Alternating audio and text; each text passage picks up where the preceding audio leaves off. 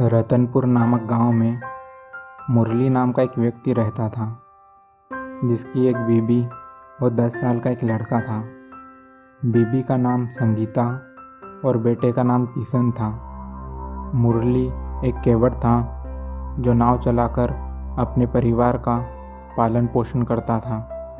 दिन भर लोगों को नदी के इस पार से उस पार और उस पार से इस पार उतारने का काम करता था। इससे जो भी कमाई होती थी उसी से उसके घर का गुजारा होता था। मुरली एक बिना पढ़ा लिखा व्यक्ति था जो गरीबी के कारण कभी स्कूल नहीं जा पाया, लेकिन वो अपने बेटे किशन को पढ़ाना लिखाना चाहता था ताकि वो बड़ा होकर किसी अच्छी जगह पर नौकरी कर सके, जिसके लिए मुरली बहुत परिश्रम करता था और हर दिन अपनी कमाई में से कुछ पैसे बचा लेता था और अपने बेटे किशन की फीस के लिए इकट्ठा करता था ताकि वो अपने बेटे किशन की फीस भर सके। मुरली का बेटा किशन 5वीं कक्षा में पढ़ता था, जो पढ़ने लिखने में बहुत अच्छा था और क्लास में उसके सबसे ज़्यादा अंक आते थे, जिसके लिए टीचर भी उसकी बहुत तारीफ़ करते थे। अभी तक तो जैसे तैसे करके मुरली अपने इकट्ठा किए गए पैसों से और इधर उधर से उधार लेकर अपने बेटे की फीस भर देता था, लेकिन क्लास बढ़ने के साथ साथ किशन की फीस भी बढ़ती ही जा रही थी, जिसको लेकर मुरली बहुत परेशान था। एक दिन किशन के स्कूल से एक नोटिस आता है जिसमें लिखा होता है कि अगर कुछ ही दिनों में किशन की फीस जमा नहीं की गई तो किशन को स्कूल से निकाल दिया जाएगा। अभी तक कड़ी मेहनत करने के बाद भी वो इतने पैसे इकट्ठे नहीं कर पाया कि वो अपने बेटे किशन की फीस भर सके।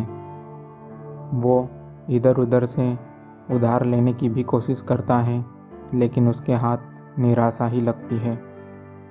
एक दिन वो इसी दुख में नदी के किनारे बैठा बैठा रो रहा था और अपने आप को कोस रहा था कि वो खुद के लिए तो पूरी ज़िंदगी कुछ नहीं कर पाया, लेकिन अपने बेटे के लिए भी वो कुछ नहीं कर पा रहा है। तभी उस नदी में से एक आवाज़ आती है, मुरली, मैं जानती हूँ तुम अभी अपने जीवन की सबसे बड़ी कठिनाई का सामना कर रहे हो। मैं तुम्हारे दुख और परेशानी से पहले से ही अवगत हूँ। तुमने अपने पूरे जीवन बहुत मेहनत और परिश्रम किया है। तुमने न जाने कितने लोगों की मदद की है और अपना काम भी हमेशा ईमानदारी से किया है। इसलिए आज मैं तुम्हें तुम्हारे मुश्किल वक्त से बाहर निकलने के लिए कुछ देना चाहती हूँ। तभी नदी में से पैसों से भरा एक घड़ा उसके सामने प्रकट होता है। इस घड़े में जो भी धन है वो सब तुम्हारे लिए है। तुम जितना चाहो उतना धन इस घड़े से निकाल सकते हो, जिसे तुम अपने बेटे की पढ़ाई में और अपने परिवार का पालन करने में उपयोग में ले सकते हो। मुरली उस जादुई नदी की बात समझ जाता है। सबसे पहले उस नदी को प्रणाम करता है और उस धन के लिए उसका धन्यवाद करता है।